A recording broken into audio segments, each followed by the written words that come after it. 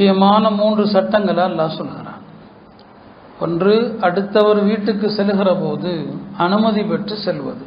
அதை பற்றி அல்லாஹ் விவரிக்கிறான்.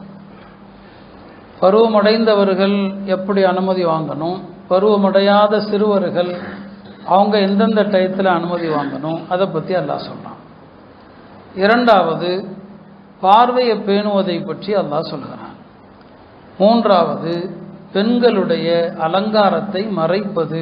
பெண்கள் அலங்காரத்தை மறைக்கணும், யாருக்கு மறைக்க தேவையில்லை.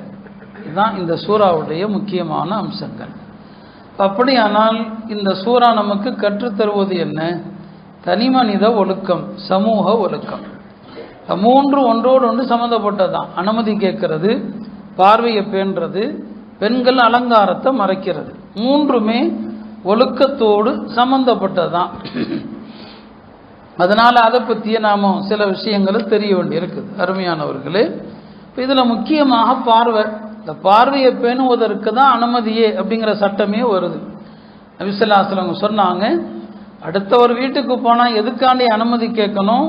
நீங்கள் அனுமதி இல்லாமல் உள்ளே போயிட்டீங்கன்னா அங்கே இருக்கிற பெண்களை அவங்களுடைய அலங்காரத்தை அவங்க மறைக்காமல் வீட்டுக்குள்ளே இருப்பாங்க. நீங்கள் அடுத்த பெண்களை பார்த்துடலாம். இன்னமா ஜுஇலல் இஸ்திஇதானு மின் அஜ்லின் நதரி. அனுமதி கோர வேண்டும் என்ற சட்டமே தவறான பார்வையிலிருந்து உங்களை தடுக்கிறதுக்கு தான் அல்லாஹ் சொல்கிறான். அசல் இந்த பார்வை தான், பார்வையை பேணுவது தான் ரொம்ப முக்கியமானது. அல்லாமா இப்னு கையம் ரஹிமஹுல்லாஹ் சொல்கிறாங்க, மனிதனுடைய உள்ளம் இருக்குது, இந்த உள்ளங்கிறது ஒரு வீடு மாதிரி. அந்த வீடுனா ஒரு வாசல் இருக்கணுமா இல்லையா? இந்த உள்ளங்கிற வீட்டுக்கான வாசல் எது? இந்த கண்கள் தான். இதைத்தான் வாசலாக்கி இருக்கிறான்.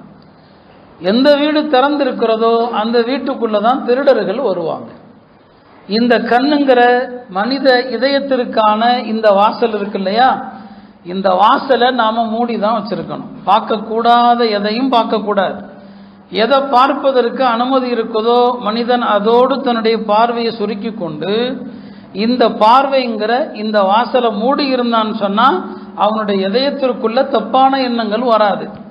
இந்த பார்வையை மனுஷன் மூடல்ல, பார்வையை பேணல்ல, இதயத்துக்குள்ள எல்லா ஆபாசங்களும் எல்லா அசிங்கங்களும் வந்துவிடும் என்று அல்லாமா இப்னு கையம் ரஹிமஹுல்லாஹ் சொல்கிறான்.